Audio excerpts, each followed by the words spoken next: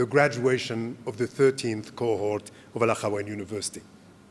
As we celebrate these graduates and their many achievements, we also celebrate the 15th anniversary of the university. Thus, today marks a very special day for all of us. This is an occasion to celebrate and congratulate our graduates for their perseverance and hard work, to express thanks to the parents for their steadfast commitment to AUI, and to show appreciation to the AUI faculty and staff for their continuous encouragement, leadership, and mentoring.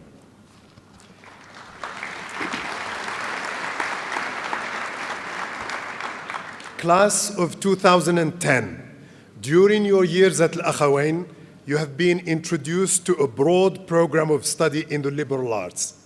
In the spirit of this academic tradition, you are not training for a particular job only, but rather developing a range of tools and strategies that prepare you to experience a full and rich life.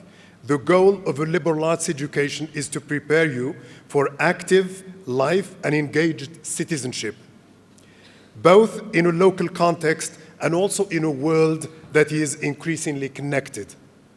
At Al Akhawain University, you have learned about foreign cultures, linguistic variations, and new ideas, sometimes here on campus, and for many of you, almost 40% this year, through a study abroad program in one of our partner institutions around the world. Even now, as we celebrate this important commencement, 54 of our students are studying in Europe, North America, Asia, and Latin America, and Al Akhawain continues to expand its relationships with other prestigious universities around the world. As students of Al Akhawain, you developed advanced communication skills in English and other languages, opening your minds to new ways of thinking. You have seen how social scientists examine the structures of communities and how we might envision our future. You have learned how scientists and mathematicians observe phenomena, express hypotheses, and evaluate degrees of certainty and uncertainty. You have met physical challenges in your athletic competitions. You have analyzed the aesthetic pleasure of artistic creation. You have come to understand the perspectives of others and to see the role of history in our current global context. Whether discovering the beauty of poetry, peering into a cylinder radio telescope, or unraveling the mysteries of human history, you are learning more than facts.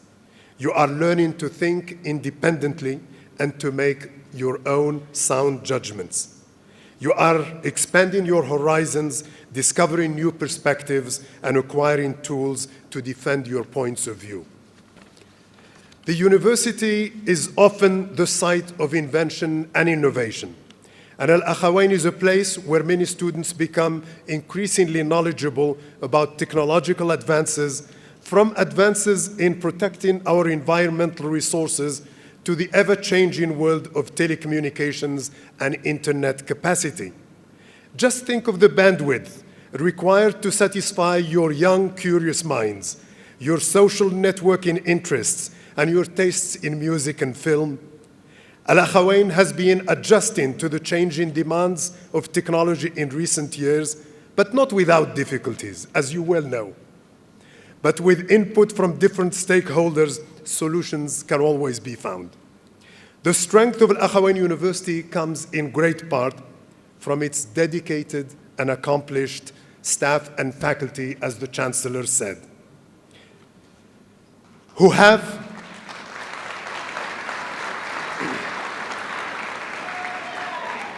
At this time, I would like to personally thank every one of them for being excellent role models for our students, for guiding and mentoring them, and for attending to the academic, administrative, and personal growth of each student. Class of 2010, your cohort of 259 students is very special. Today, 63 students receive graduate diplomas, an increase of 66% over last year with one executive MBA. 29 in the School of Business Administration, 22 in the School of Science and Engineering, and 11 in the School of Humanities and Social Sciences. We also celebrate the commencement of 196, almost 200 undergraduate students, 117 in the School of Business Administration, 50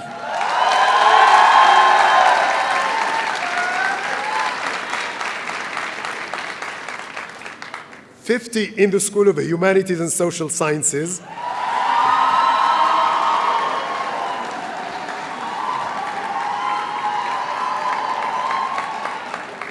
and a full 29 in the School of Science and Engineering.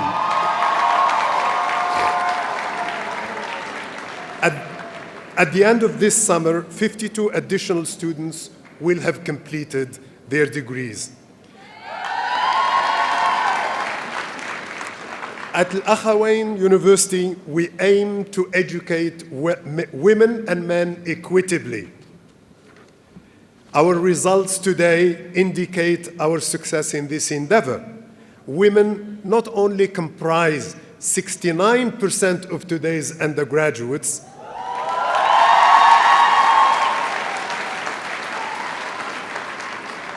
135 women and 61 men.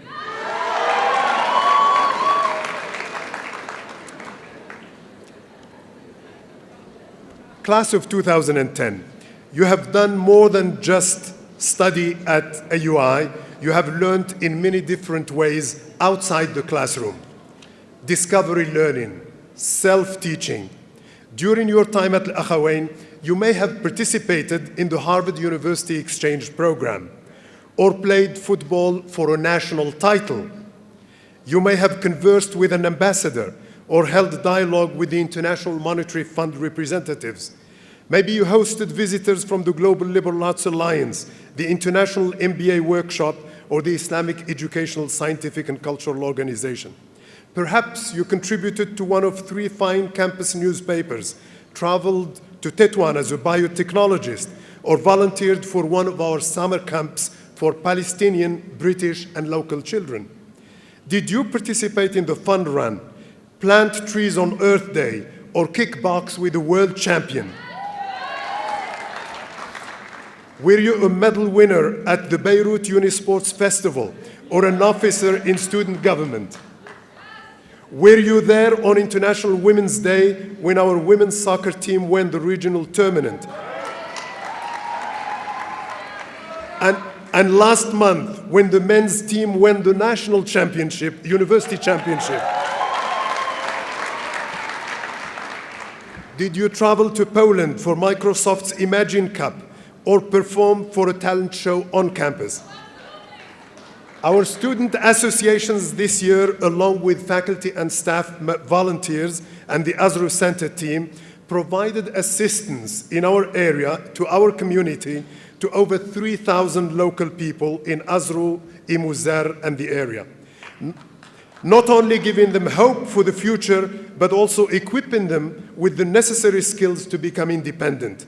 You, AUI students, provided medical care, school renovations, and technical training for the local community. You helped flood victims by giving blankets, mattresses, books, and school supplies. You tutored high school students and adult women in need of literacy skills. You learned sign language and helped deaf children. You donated your blood, literally, supported local cooperatives, and created safe havens for those in need.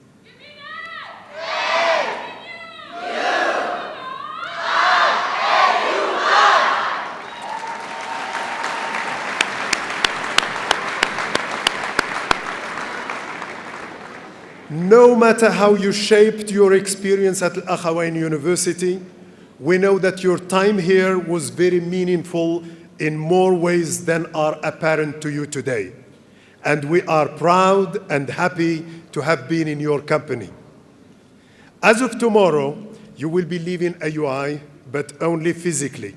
Your name is etched in our hearts, and tomorrow you will become a full member of the Alumni Association, which creates excellent mentoring and networking opportunities that are of tremendous benefit. The association maintains a strong bridge with the many companies, institutions, and agencies in Morocco and around the world that benefit from the contributions of AUI graduates. and I strongly commend the various officers of the Alumni Association for their outstanding work. Dear AUI alumni soon to be, on behalf of university officers, faculty, and staff, I extend our warmest congratulations for a job well done, a successful completion of requirements, and for some outstanding results with various distinctions. I am confident that you will continue to succeed and to honorably represent your institution by continuing the tradition of giving your best in every undertaking. Very much looking forward to hearing reports of your many successes to come and sharing in the celebrations. I wish you all the best, and thank you for your attention.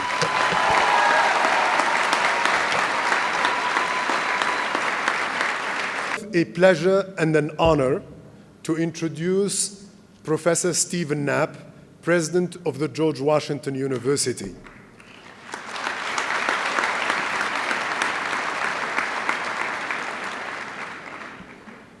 The George Washington University is an institution that has long relations with Morocco. Its idea was founded by President George Washington himself, but it was the university that gave His Majesty King Mohammed VI the honorary doctorate.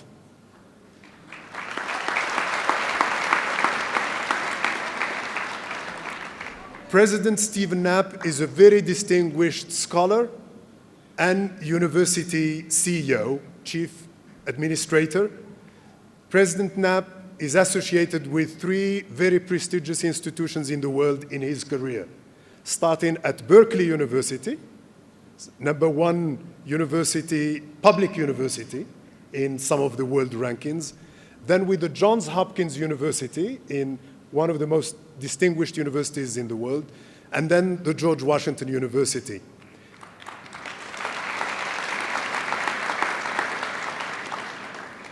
President Knapp himself went to school at both Cornell University and Yale University, 2 very big names among world universities as well.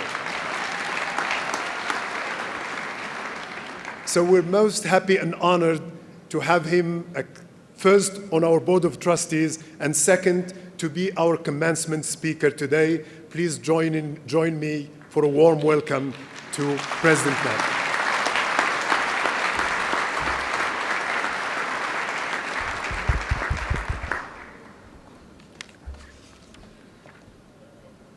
Mr. Chancellor, President Wawisha, Excellencies, fellow trustees, distinguished colleagues, and above all, members of the Al-Akhawain University class of 2010, Assalamu alaikum.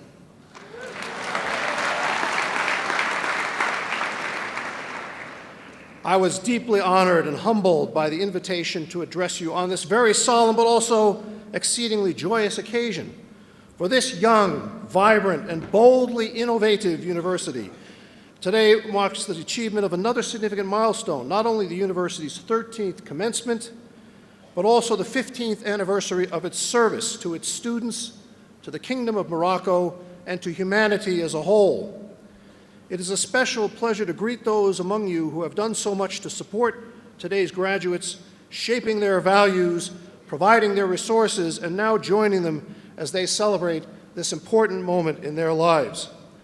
So, President Wawisha, I wonder if I might take the liberty of introducing something that has become a tradition at my home institution. May I ask that the parents, the families, and the friends of the class of 2010 please rise to receive our recognition and our thanks. Would you please rise?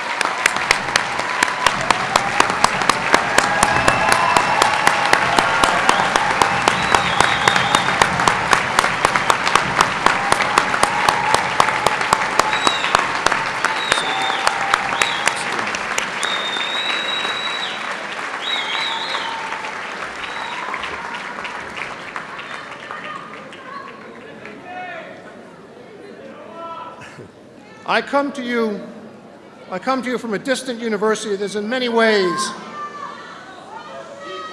It's okay.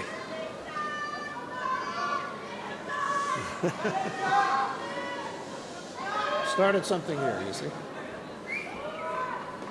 I come from a university that is in many ways very different from yours. It's quite a bit older, it has more students numerically, and it lies at the heart of a sprawling metropolis far from any mountains that might compare with the beauty of yours. But our two institutions have much in common, certainly more than might be obvious from a quick glance at the facts I just mentioned.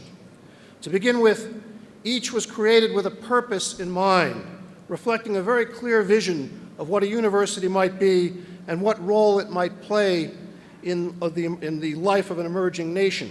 That is not true of many of the world's universities, including many of the most famous.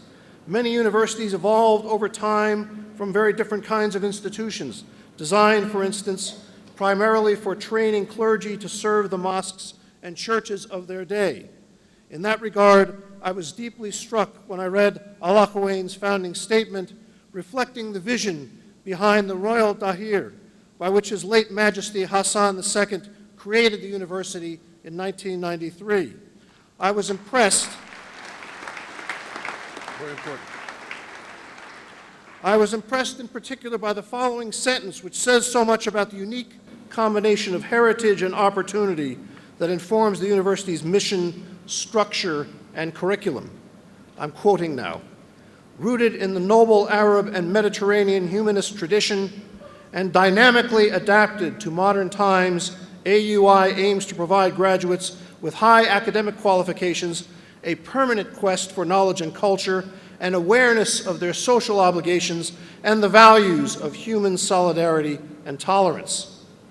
Note the precision with which the university's position has been defined in this sentence. Its location at the fertile intersection of deep tradition and present relevance, its commitment right from the start to the most urgently needed values in the world today, the values of human solidarity and tolerance, but also the values of ongoing intellectual and cultural curiosity. And the next sentence makes explicit the connection of those values to the university's mission of service to others, both within Morocco and beyond. Quoting again, AUI contributes to the attainment of Morocco's educational, cultural, and economic objectives and serves the international community through the advancement of science and technology, the training of graduates with strong academic and professional qualifications, and the implementation of research programs in all areas of national or international interest. Now, I will return to the subject of AUI's founding vision in a few moments, but let me first pause to say a few words about the vision that inspired the creation of my own university. In his last will and testament, my country's founding president, George Washington, called explicitly for the establishment of a university to be located in the heart of the new nation's capital. He had a very specific purpose in mind, and he spelled it out in very explicit terms. He knew that the first challenge facing the nation he did so much to bring into existence was to overcome the regional differences that had separated the 13 former British colonies, now the original members of the United States. He knew that each colony had developed its own traditions, its own local government, its own way of perceiving the world. The new university he envisioned would provide instruction in, quote, all the branches of polite literature in the arts and sciences and in the principles of politics and good government. But even more important, in fact, Washington wrote that this was, in his judgment, a matter of infinite importance. The university would bring together the sons of all the former colonies, enabling them to live and learn together, to form lasting friendships, and thereby, quote, be enabled to free themselves from the local prejudices and habitual jealousies that would otherwise prevent the various states from coming together as one. In short, the students he envisioned would together forge a national identity and become the citizen leaders of the newly founded United States. Now, it turns out that George Washington, in addition to being a great general and statesman, was also quite an entrepreneur, although not all of his adventures were as successful as others. To pay for the university, he left in his will a certain amount of stock in a company that was building a canal he hoped would make money, but unfortunately, it never did. Never made any money. So our university had a rougher start than he intended. And in fact, it took more than 20 years after Washington's death in 1799 for funds to be collected and for the U.S. Congress to answer his call by chartering what eventually became the George Washington University. Not quite as good as a royal charter, but a congressional charter nevertheless. But note that it took 20 years for that vision to come into reality. Much has changed since then. We now educate the daughters as well as the sons of the nation's no longer 13 but now 50 states. We also draw students from 130 countries, and we no longer train citizens of our country alone, but citizens of the world. In fact, the truly global nature of our vision is one of the most important features our two universities share together. Another is our shared commitment to service, service to the community, the nation, and once again, to the world as a whole. When it comes to service, this was a particularly exciting year for my university. Last September, First Lady Michelle Obama issued a challenge to our entire university community. If our students, faculty, and staff would succeed in performing 100,000 hours of public and community service by the 1st of May, she would join us on the National Mall as our commencement speaker. So we fanned out across the city, across the region, and even to locations elsewhere in the world. We cleaned parks, painted schools, tutored children, built houses, not only in Washington, but in places as far away as Haiti, Peru, and South Africa. In the end, we logged a total not of 100,000, but of 163,980 hours. But who's counting? And the First Lady graced us with a truly inspiring address. It may interest you that a central theme of that address was the urgent need to look beyond the boundaries of our own country. Addressing our graduates, she said something that could just as easily have been said to the graduates of Al Akhawain University. You understand, she told our graduates, and I'm quoting her now, we are no longer isolated from what happens on the other side of the world, that it's in our best interest to look beyond our immediate self-interest and look out for one another globally, that so many of today's challenges are borderless, from the economy to terrorism to climate change, and that solving those problems demands cooperation with others. And more than any other generation, yours is fully convinced that you are uniquely equipped to solve those challenges. You believe that you can change your communities, and you believe that you can change the world. Again, it's almost, it really is almost as if Mrs. Obama had read your university's founding statement with its emphasis on human solidarity and tolerance and service both to the nation and the international community. And what she said to our graduates could just as easily have been said and would have just as been true of the graduates of AUI of 2010. Behind those shared values between our two institutions, behind the visions they inform, our universities are linked by an even broader heritage. Here I have in mind the values we all possess as heirs of the three religions of the book. Indeed, the divinity of knowledge and the blessedness of peace are shared messages of all three religions, nowhere stated more powerfully than in the words of the Holy Quran, and nowhere developed more fully than in Muslim halls of learning. But I am also thinking of something that President Barack Obama emphasized in his Cairo University speech almost exactly a year ago. He acknowledged something that is too seldom mentioned in the West: the extent to which civilization itself was preserved and nurtured under the shelter of Islam until it was ready to be bequeathed to the modern world. It was Islam, President Obama said, quoting him now, that carried the first light of learning through so many centuries, paving the way for Europe's Renaissance and Enlightenment. It was innovation in Muslim communities that developed the order of algebra, our magnetic compass and tools of navigation, our mastery of pens and printing, our understanding of how disease spreads and how it can be healed. Islamic culture has given us majestic arches and soaring spires, timeless poetry and cherished music, elegant calligraphy, and places of peaceful contemplation. And throughout history,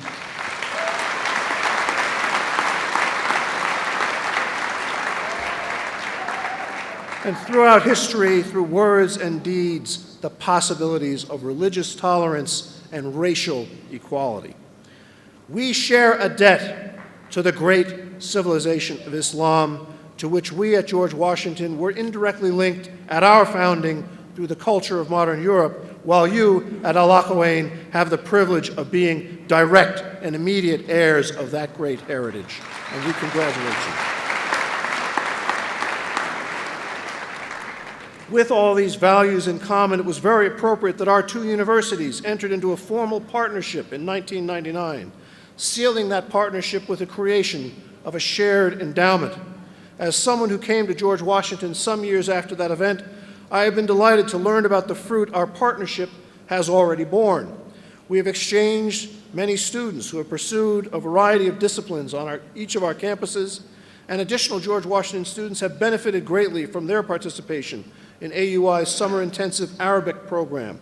The development of your library was aided by our university librarian. Professors in our engineering and law schools have worked with AUI colleagues on a program to provide cybersecurity training for Moroccan management executives, technical specialists, and legal experts. We are collaborating on a major international conference on cybersecurity that will take place in Morocco in the near future. And as for future partnerships, in preparing for this visit, I was intrigued to learn that Al-Akhawain's academic programs include the Hillary Rodham Clinton Women's Empowerment Center, launched in 1999, the same year as the creation of our partnership. This is one of the areas in which you have already forged a path that we are eager to follow. Just this spring, a university-wide task force on global women's issues recommended the creation of a George Washington Global Women's Institute. I look forward to exploring with President Wawisha and his colleagues ways in which we might work together in this vitally important area of global affairs. Despite all that we now share and all that we will increasingly share as our still young partnership grows, I do not want to lose sight of what is truly special about this occasion on this day here in this beautiful city of Ifran. I do not want to lose sight of what sets this university apart, of the unique and exciting opportunity that you face as its newest graduates. As I mentioned earlier, my university is rather older than yours, still young when compared with the ancient universities in Fez or Bologna or in Cairo or Oxford, but nevertheless nearly 2 centuries old. Like you graduates yourselves, your university is blessed with the promise and vitality of youth. It is just now emerging, as you yourselves are just now emerging. And it is emerging at a uniquely exciting time and place. As a uniquely bold and modern university in the ancient kingdom of Morocco, it stands and you stand at a remarkable crossroads. Morocco itself is a nation occupying, if I may quote one last time from your founding statement, a privileged geostrategic position belonging to Islamic civilization and open to Europe, America, and Asia. Your nation as a whole is uniquely positioned to play an increasingly vital role in global affairs as a model of diversity, openness, and tolerance. And you are uniquely positioned within that nation thanks to an education intentionally designed to combine the best lessons of these intersecting civilizations and to prepare you for positions of leadership in the vast and complex global economy. In a way, you have enjoyed, in this unique setting, something very close to what George Washington wanted for the students he envisioned almost 200 years ago. Together, you have developed a shared body of knowledge and a common set of skills, thanks in part to the university Common Core curriculum. You have had the privilege of learning in small classes where it really was possible to know your professors and to engage directly with the thoughts of your fellow students. You have had the rich linguistic experience of studying in an institution where the language of instruction is English, but where the Arabic and French languages are also cherished and taught. and you have been given the more specialized professional skills that make you capable of contributing immediately to the betterment of Morocco and of the world. I trust that as you go forward from this day, you will carry with you, indeed, you will embody the values you have acquired here, that you will cherish the friendships you have formed with your fellow students, especially those whose backgrounds and life experience and beliefs may differ from your own, that you will never lose that commitment to serving others that is the common heritage of both our universities, as it is of all three great religions of the book. Shukran, Hadun Saeed, wa assalamu alaikum.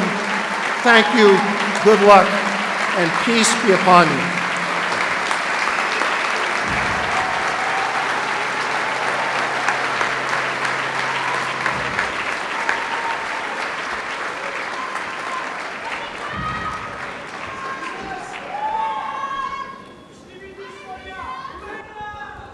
Thank you, President Knapp.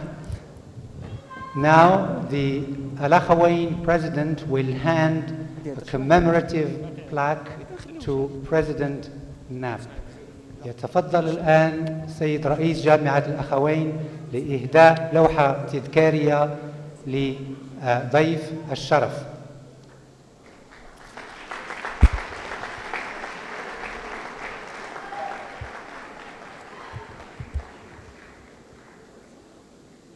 It will be handed over by our Chancellor.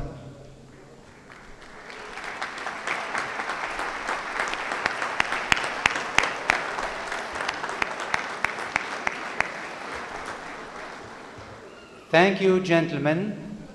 Thank you all for your patience.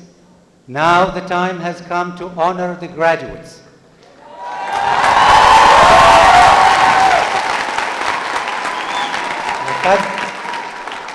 لقد حان الآن موعد تكريم الخريجين، وفي هذا الجزء من الحفل يتفضل سيد نائب الرئيس المكلف بالشؤون الأكاديمية للمناداة على السادة العمداء وعلى الطلاب لاستلام شهاداتهم.